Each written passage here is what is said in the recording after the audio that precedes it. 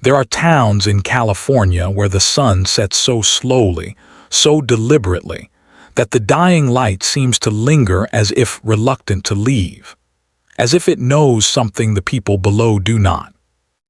In the autumn of 1995, in the quiet foothill community of Granite Ridge, nestled along the eastern edge of Dorado County, that golden light fell one evening across an empty driveway, an open back gate, and a child's red sneaker lying in the dirt. Just one sneaker, without its pair, without its owner, without any explanation that the world would accept for the next 26 years. The date was October 14, 1995. The victim was 8-year-old Cassidy Marie Holbrook, a third grader with a gap-toothed smile and a habit of nomming every stray cat she encountered. She had walked home from Ridgeline Elementary school that afternoon the same way she had walked home every day for 2 years, down Creekside Lane, past the Morrisons' mailbox, through the wooden gate at the back of her own yard. Her backpack was later found hanging on its hook inside the mudroom. Her homework was half finished on the kitchen table. Her glass of orange juice, still cold, still full, sat beside a box of crackers she had opened but not yet eaten. Cassidy Holbrook was gone, and the question that would haunt Dorado County for more than 2 decades was not simply where she had gone, but who, in that ordinary golden afternoon, had taken her. Granite Ridge, in the mid-1990s, was the kind of place where people still left their back doors unlocked.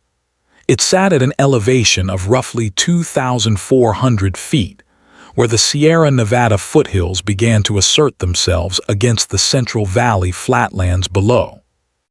The town's main commercial strip consisted of a hardware store, a diner called Paulette's, a small post office with perpetually optimistic hours, and a feed supply warehouse that had been converted incompletely into a community recreation center. Population, approximately 3,200. Median household income, modest. Crime rate, historically negligible. The community was primarily composed of working families, contractors, teachers, 2-income households with pickup trucks and vegetable gardens. There was a certain pride in the place, a collective identity built on self-sufficiency and neighborly trust. People knew each other's dogs by name. They brought casseroles when someone had surgery. They waved from across the road without always knowing why, simply because it was the kind of town where waving was what you did. The Holbrook family had lived on Creekside Lane for 6 years. Dale Holbrook, 41, worked as a licensed electrician for a regional contracting firm based in Placerville. His wife, Sandra Holbrook, 38, worked part-time as a medical billing specialist out of a home office in the second bedroom. They had 2 children, Cassidy, 8, and her younger brother, Marcus, who had just turned 5 in September. By every observable measure, they were an unremarkable family in the most reassuring sense of that word. Stable, present, devoted to their children in the quiet and consistent way that doesn't make headlines. October 14, 1995, began as most Mondays did in Granite Ridge. The morning air carried a sharp chill, the kind that arrives in the Sierra foothills in mid-October like a gentle warning, the first real announcement that winter is coming whether you are ready or not. The oak trees along Creekside Lane had begun to turn, their leaves moving from green to a burnished copper that caught the early light and held it.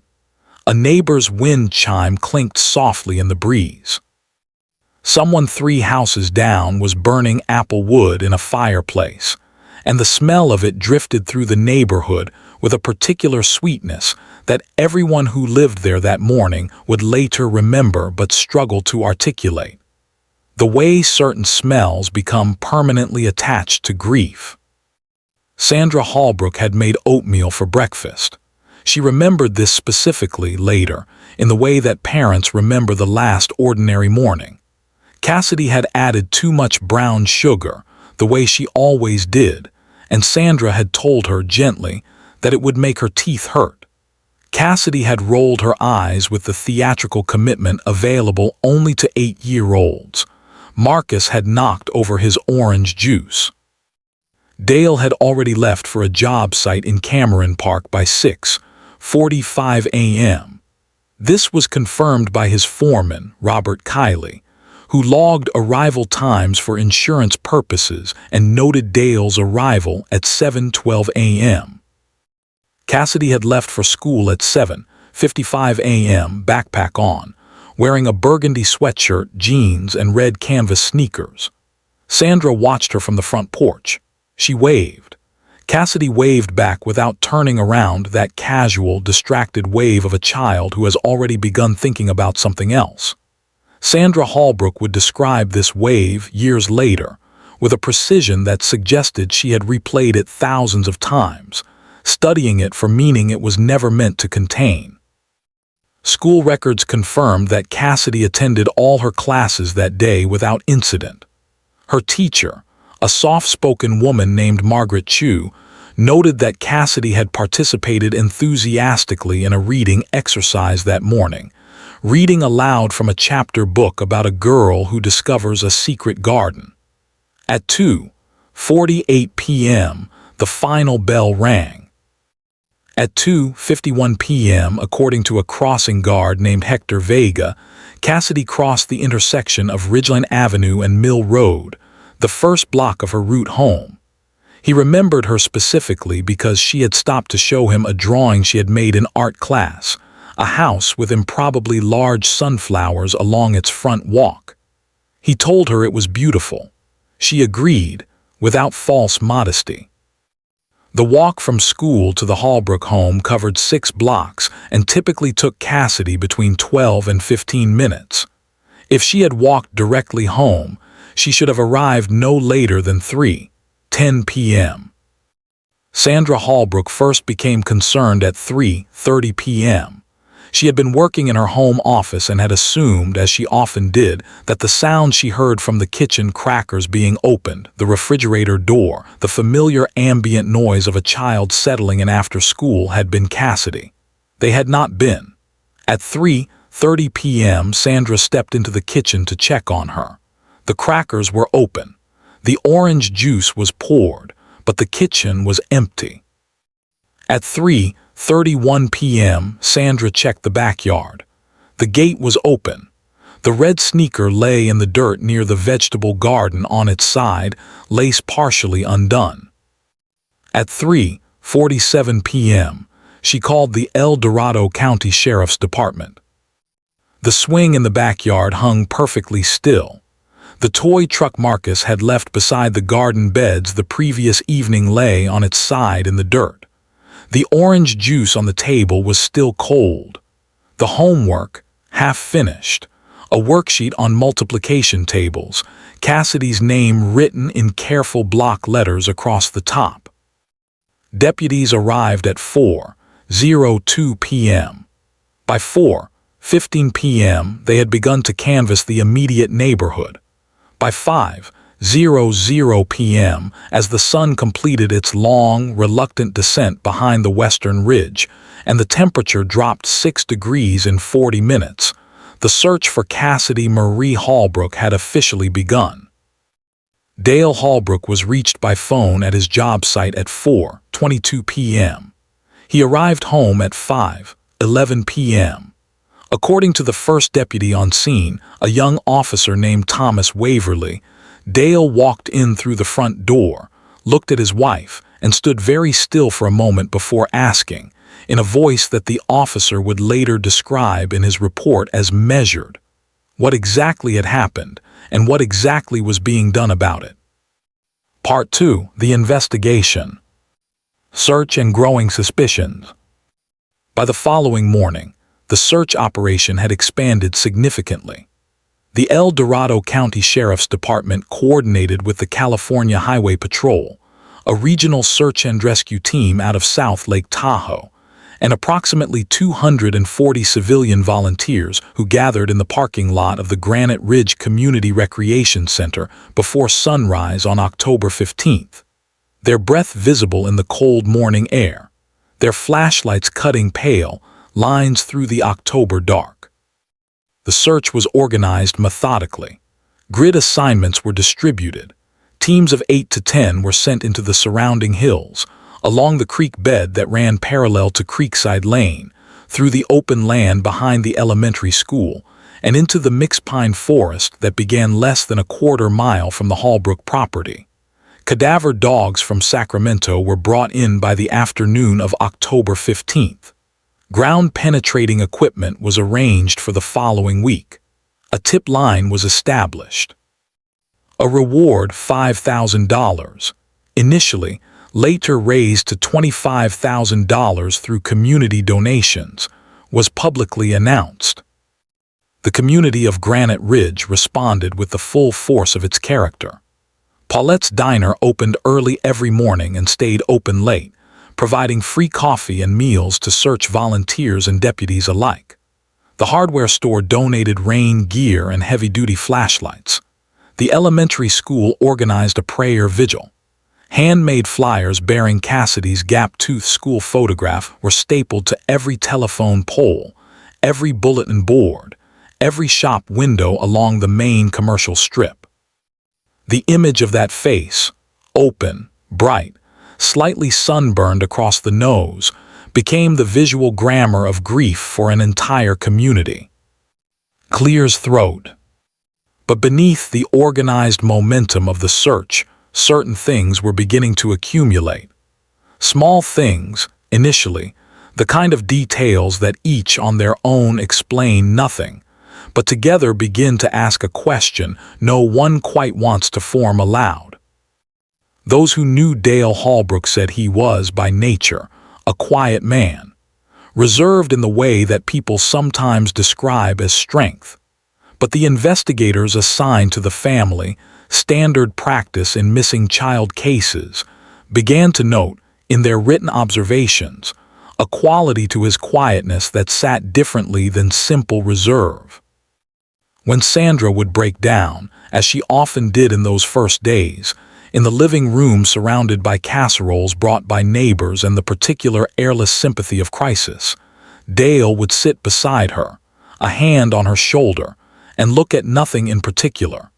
His eyes, noted Deputy Waverly in a report dated October 16th, did not appear to be tracking the room the way a person in shock typically does. He appeared to be waiting for something. This was, of course, nothing. It was an observation made by a young officer in an overwhelming situation, and it could be explained 100 different ways. Shock, depression, dissociation, the particular paralysis of a parent unable to accept what is happening to his family. All of these were valid. All of these were noted. The timeline, however, was harder to explain away. Dale Holbrook's foreman, Robert Kiley, confirmed that Dale had been present at the Cameron Park job site until approximately 2:15 p.m. on October 14th, at which point he signed out for the day, citing a personal errand he needed to run in Placerville before heading home. The drive from Cameron Park to Placerville runs approximately 22 minutes under ordinary conditions. The drive from Placerville to Granite Ridge, another 18 minutes. Dale told investigators that he had stopped at a hardware supply store in Placerville, the Henderson Supply Company on Raymond Street, to pick up a specialty circuit breaker he had ordered. He said he arrived around 2:40 p.m., conducted his purchase, and drove home, arriving at 5:11 p.m., a timeline confirmed by his appearance at the house. But when investigators contacted Henderson Supply Company, the records clerk, a methodical woman named Irene Dubois, checked the purchase logs for October 14th and confirmed that no transaction under Dale Holbrook's name or account had been processed that afternoon. She checked twice. She checked the following day's records in case of a logging error. Nothing. When confronted with this, Dale said simply that he must have misremembered. Perhaps he had gone to the other supply store. There was one near Diamond Springs. Perhaps he had paid cash and it wasn't logged. He seemed, according to the lead investigator, Lieutenant Carol Firth, who had 17 years of experience and a reputation for methodical precision, not alarmed by the discrepancy, which was itself alarming. The physical evidence offered very little. The single red sneaker in the backyard. No signs of forced entry anywhere on the property. No fingerprints on the gate latch that did not belong to family members. No witness had seen Cassidy on any part of her usual route after crossing guard Hector Vega watched her walk away at 2:51 p.m. No one had seen anything unusual on Creekside Lane that afternoon. No unfamiliar vehicles, no strangers, no disturbance of any kind. Deputies whispered quietly, as they always do in cases like these, about what the absence of evidence sometimes means. It means either that something happened to a child between school and home at the hands of a stranger who passed through like smoke and left nothing possible, troubling, true in some cases. Or it means something happened on property that was searched thoroughly and yielded only the things that were supposed to be there. The Cadaver dogs on their second sweep of the Holbrook property on October 17th alerted twice. Once near the rear garden beds, once near the detached garage. Both areas were excavated to a depth of 4 feet. Nothing was found. The dogs were recalibrated, their handlers were consulted, and it was determined officially that the alerts could not be confirmed as significant. Cassidy's classroom drawing, the one she had shown crossing guard Hector Vega, the house with the enormous sunflowers, was never recovered. It was not in her backpack. It was not at school. It was not at home. It was a small, handmade piece of paper that a child had carried out of a school building at 2:48 p.m. and then ceased to carry. Where it went, along with everything else, remained unexplained. By mid-November 1995, the search had formally wound down. The tip line continued to receive calls, sporadic, unverified, none of which led anywhere actionable. The case remained open, technically, but the organized momentum was gone. The flyers faded in the November rain. The reward fund sat unclaimed. And Lieutenant Carol Firth, who had spent 31 days working the Holbrook case nearly without rest, filed her final active investigation report on November 18, 1995, and wrote in its closing notes, "No confirmed suspect, no confirmed scene, no remains located.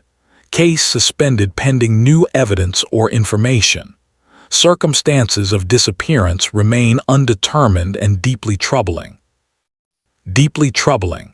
2 words in a formal law enforcement document that said more than the preceding 40 pages. Part 3. The Silence. Years passing, life after. Clears throat. By the spring of 1996, Sandra and Dale Holbrook, along with 5-year-old Marcus, had relocated. The house on Creekside Lane was listed with a realtor in February and sold in April to a couple from Sacramento who had no knowledge of its history until a neighbor informed them 3 days after they moved in. The Holbrooks resettled in a suburb of Reno, Nevada, far enough to be somewhere else, not far enough to be anywhere new. For those who have ever doubted someone they love, who have sat across a dinner table and watched a familiar face become briefly, inexplicably unfamiliar, the next several years of Sandra Holbrook's life may resonate in ways that are difficult to articulate. She did not leave. She did not confront. She rebuilt, methodically and quietly, the ordinary architecture of daily life, because she had a son who needed breakfast in the morning and laundry done and someone to check his homework. Because the alternative, the thought that was never fully formed, only approached and then retreated from, was something she was not yet able to hold. The Reno years were, by external appearances, a reconstruction. Dale continued working as an electrician. Sandra returned to full-time medical billing. Marcus began first grade at a new school where no one knew him as anything other than a quiet boy who kept to himself, and was sometimes sent to the school counselor because of what his teacher described as episodes of intense withdrawal. He had recurring nightmares, which Sandra managed with the careful, loving practicality of a mother who had already survived the unsurvivable. He drew, obsessively, pictures of houses. Always the same house, always with something he couldn't describe clearly standing in the backyard. The marriage deteriorated in the way that certain structures deteriorate not suddenly, but through the slow accumulation of small failures, of silences that grow longer, of rooms in a shared home that begin to belong to only one person. Dale began working longer hours. Then he began taking overnight jobs in other towns. Then he took a contract position in Sacramento that required him to be away during the week, returning only on weekends, and then less reliably than that.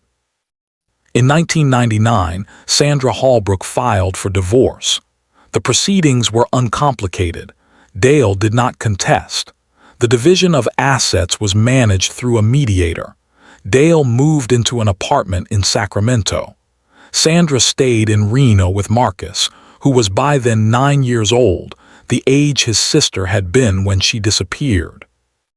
Those who knew Sandra during those years describe a woman of considerable interior fortitude who rarely spoke about Cassidy directly but who maintained, with quiet ferocity, every photograph, every drawing, every school paper and birthday card and tooth fairy note that had survived from her daughter's 8 years. She kept them in a fireproof box under her bed.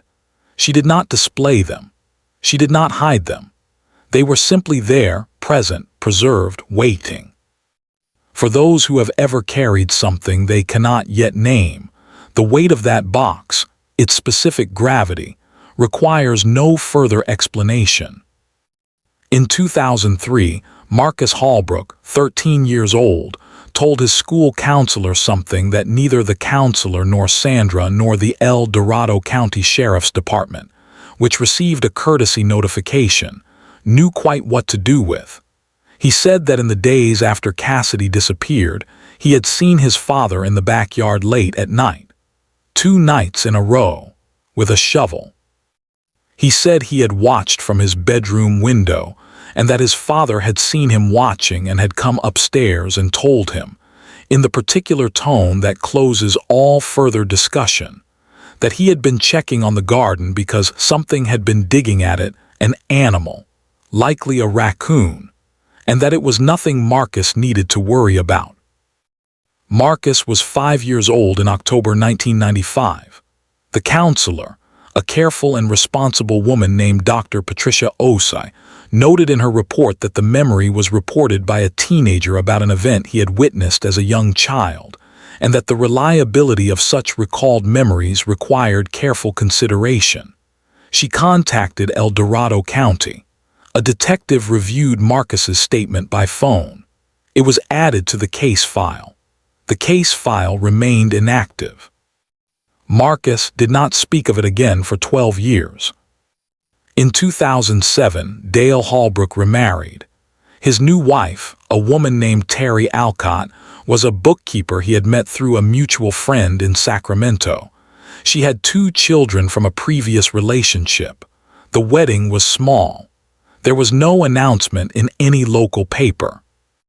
Terry later said, in an interview she gave many years after the fact, that she had known, when she married Dale, that he had lost a daughter under unclear circumstances, and that she had accepted his reluctance to discuss it as the entirely reasonable response of a man who had suffered an unspeakable loss.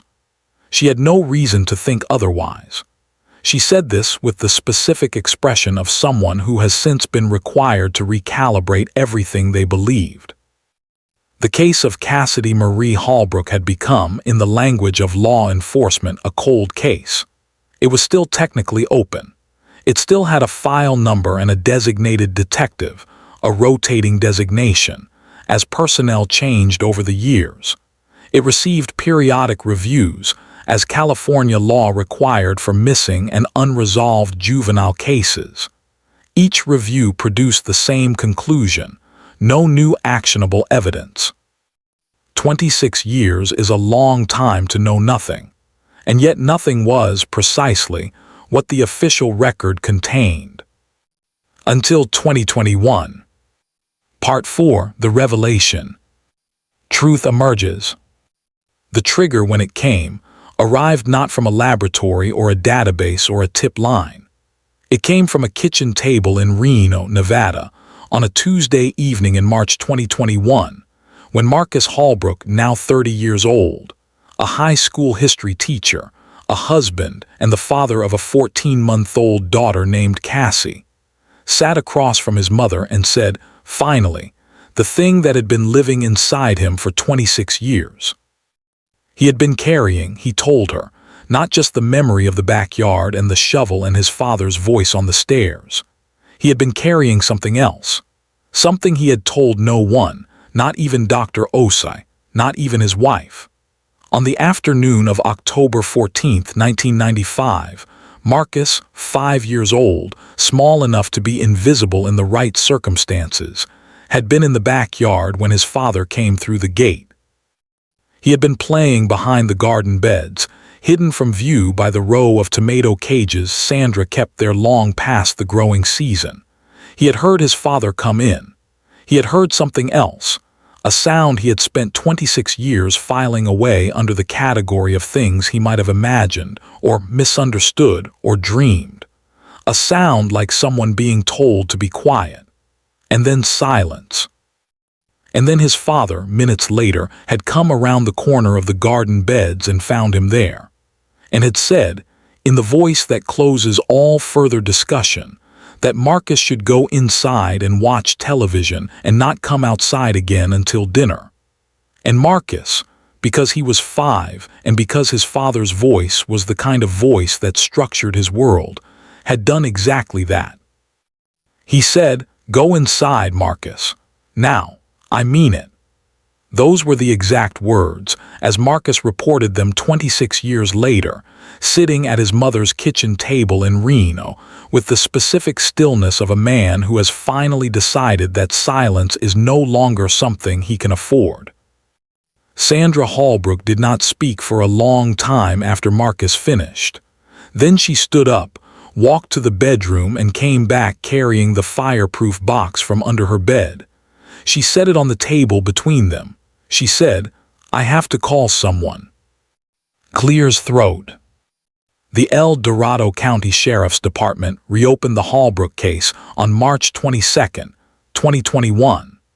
The lead detective assigned to the review was a 15-year veteran named Detective Sergeant Annalise Rourke, who had taken a particular interest in cold cases involving children, and who had previously worked with the California Department of Justice's Cold Case Unit on 4 prior investigations, 2 of which had resulted in prosecution.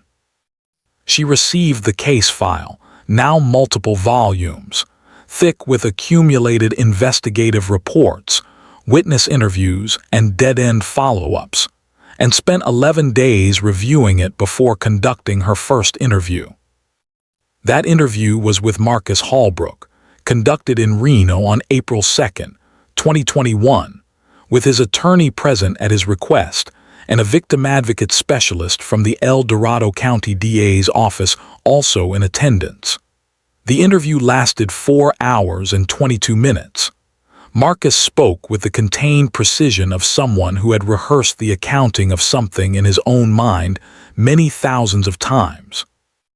Detective Sergeant Rourke later described the interview as one of the most significant and heart-wrenching interviews of my career, not because of what he revealed, but because of the weight he had been carrying and the clarity with which he carried it. The Cold Case Unit coordinated with the California DOJ to authorize a comprehensive new forensic review of the original physical evidence, all of which had been preserved in accordance with state protocols.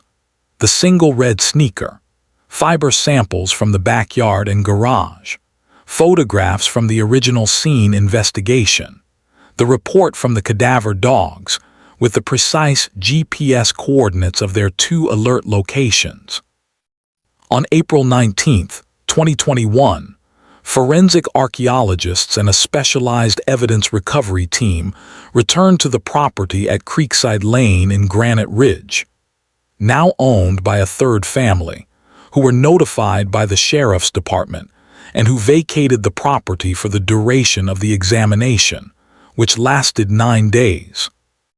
On April 26, 2021, at a depth of approximately 5.5 feet below the surface of what had once been the Holbrook family's rear garden beds, 8 feet from the original alert location of one of the cadaver dogs, which investigators theorized may have been shifted during a subsequent landscaping project by a previous owner, forensic specialists recovered remains that were subsequently identified through DNA comparison as those of Cassidy Marie Holbrook. The community of Granite Ridge, which had largely moved on in the way that small towns eventually must, learned what had been found on April 28, 2021, when a press conference was held at the Dorado County Sheriff's Department. A spokesperson read a brief statement confirming the discovery and the identification. The statement expressed condolences to the Holbrook family. It did not, at that time, name a suspect. Dale Holbrook was arrested on May 7, 2021, at his home in a suburb of Sacramento at 6:48 in the morning. According to the arrest report, he came to the door in a bathrobe. His wife, Terry, stood behind him in the hallway, a coffee cup in her hand, her face moving through a sequence of expressions: confusion, alarm, something she would later describe in an interview as a feeling of the floor becoming absent beneath her feet. Dale looked at the detectives on his doorstep, Detective Sergeant Rourke, her partner Detective Luis Camacho, and 2 deputies from the Sacramento County Sheriff's Department who had provided jurisdictional assistance, and said nothing. He did not ask why they were there. He made no statement of surprise. He said, "Let me get dressed," Detective Sergeant Rourke later testified. "Nothing else. No, what is this about? No, is something wrong?" He looked at us and he said, "Let me get dressed." And in that moment, after everything in this file, I knew. He was transported to Dorado County, booked on charges of homicide in the first degree, with a special circumstance allegation of the concealment of remains. The booking photograph, released to the media, showed a 67-year-old man with gray hair and an expression that was, by all accounts, entirely unreadable. The media response was immediate and substantial. Regional outlets ran the story within hours of the arrest. National true crime media followed within 24. The name Cassidy Holbrook, which had faded from public consciousness over 26 years, returned to it with a force that the community of Granite Ridge, many of whose current residents had not yet lived there in 1995, received with a combination of shock and a particular quality of grief that is specific to learning that the worst possible explanation was, all along, the correct one. Those who had known Dale Holbrook reacted in the fractured, deeply human way that people always do when someone they thought they knew becomes something they cannot reconcile. A former co-worker, a man named Gerald Stanton who had worked alongside Dale for 3 years in the mid-1990s, gave an interview in which he said he had always found Dale reliable, competent, kept his personal life to himself, which I respected. Nothing about him told me anything. A woman who had been Sandra's neighbor on Creekside Lane said she had wondered in 1995, in the private interior where we house the thoughts we do not say aloud, whether Dale's composure in those early days had been the kind that comes from shock or the kind that comes from something else. She had never said this to anyone. She had buried it, as people bury the thoughts that have nowhere to go, and tried to let it grow over. Others who had known him expressed disbelief. A church acquaintance from the Reno years said he was simply not that kind of man, and that the charges were, in her view, impossible to reconcile with the person she had known at Sunday service for 6 years. This is the geography of these cases. the simultaneous impossibility and inevitability, the way people who are capable of tremendous harm are also, almost always, capable of convincing others that they are something else entirely. Terry Holbrook, Dale's second wife, issued a brief written statement through an attorney saying that she was devastated and processing, and that her thoughts are first and always with Cassidy and her family. She did not make any further public statements. Sandra Holbrook, in her first and only public remarks, delivered in a written statement read by her attorney on the steps of the Dorado County Courthouse on May 10, 2021, said, "For 26 years, I have carried two things at the same time that a person should never have to carry at the same time: the grief of losing my daughter and the uncertainty of not knowing. I no longer have the uncertainty. I wish I did not have the grief. But I am grateful if that word can survive in the same sentence as everything else, that Cassidy has been found, that she can be laid to rest with the dignity she always deserved, that whoever and whatever she was in her 8 years on this earth is no longer unknown or unlocated. She was known. She was loved. She was here." The statement was read aloud. The attorney's voice broke at "she was here." Nobody in attendance appeared to breathe for several seconds. The preliminary hearing in the case of the people of the state of California v. Dale Holbrook was held in Dorado County Superior Court in August 2021. Prosecutors presented the forensic evidence, the testimony of Marcus Holbrook, the original investigative records with their documented timeline discrepancies, and the results of new forensic analysis of soil samples and degraded material recovered from the garden site.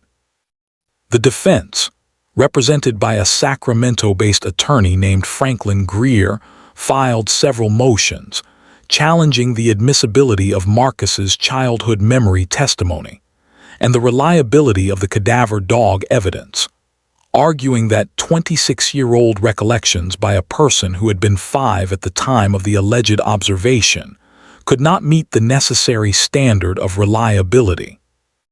Judge Patricia Sandoval, presiding, ruled that Marcus's testimony was admissible and that questions of its reliability were properly the domain of the jury.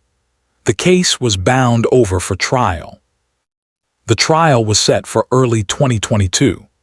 Prior to its commencement, in January 2022, Dale Holbrook, through his attorney, entered a guilty plea to homicide in the second degree in exchange for the dismissal of the special circumstance allegation, which would have made him eligible for a sentence without the possibility of release. The plea agreement had been negotiated over several weeks with the Dorado County District Attorney's Office. Under the terms of the agreement, Dale Holbrook was sentenced to 25 years to life in state prison. At 67 years old, with standard time calculations applied, the sentence carried the practical implication of a lifetime of incarceration. He made no statement at the sentencing. His attorney stated on his behalf that he expressed deep remorse and the recognition that no legal outcome could address the magnitude of the harm caused. He was led from the courtroom without looking at the gallery, where Sandra Holbrook sat in the second row. Marcus sat beside her, his hand on her arm. A number of people from Granite Ridge had driven the distance to be in that courtroom, people who had volunteered in the search in October 1995, who had brought casseroles and stapled flyers, and stood in the recreation center parking lot at 5 a.m. with flashlights cutting through October dark. They sat in the gallery and watched the door close behind Dale Holbrook, and then they sat for another moment in the particular silence of a justice that is real and insufficient at exactly the same time. Closing. Music and bell. The case of Cassidy Marie Holbrook did not resolve the way cases resolve in fiction, with clarity, with catharsis, with some restoration of the order that was disrupted. It resolved the way justice resolves in the real world, incompletely, slowly, at a cost that no verdict can fully account for. A child was loved. A child was taken. The person who took her spent 26 years in plain sight, as a neighbor, a co-worker, a father to another family, a man at Sunday service in a Reno church. While the case file gathered thickness, and the evidence preservation containers gathered dust in an evidence locker, and a 5-year-old boy grew into a man carrying a weight he had no language for. Clear's throat. The red sneaker, the single one, without its pair, which had lain in the dirt of that October backyard as the first officers arrived, is no longer in an evidence locker. It was returned to Sandra Holbrook following the conclusion of proceedings. She did not describe what she did with it. That belongs to her. What this case speaks to, beyond the individual facts of its geography and timeline and forensic particulars, is something the investigators who worked it, both the ones who worked it in 1995 and the ones who reopened it in 2021, returned to in their own reflections afterward. Detective Sergeant Annalise Rourke, in a departmental statement following the sentencing, said, "This case is a reminder that cold cases do not go cold because the truth disappears. They go cold because the truth requires someone to finally say it out loud. Marcus Holbrook carried that truth for 26 years. He said it out loud, and because of that, his sister has been found." Cassidy Marie Holbrook, 8 years old, 3rd grade, gap-toothed smile, named every stray cat she encountered, loved too much brown sugar in her oatmeal, carried a drawing of a house with enormous sunflowers out of an elementary school on a golden October afternoon and never made it home. She was here. If this story mattered to you, subscribe and hit the bell. Share this episode. Someone somewhere may still be waiting to be heard.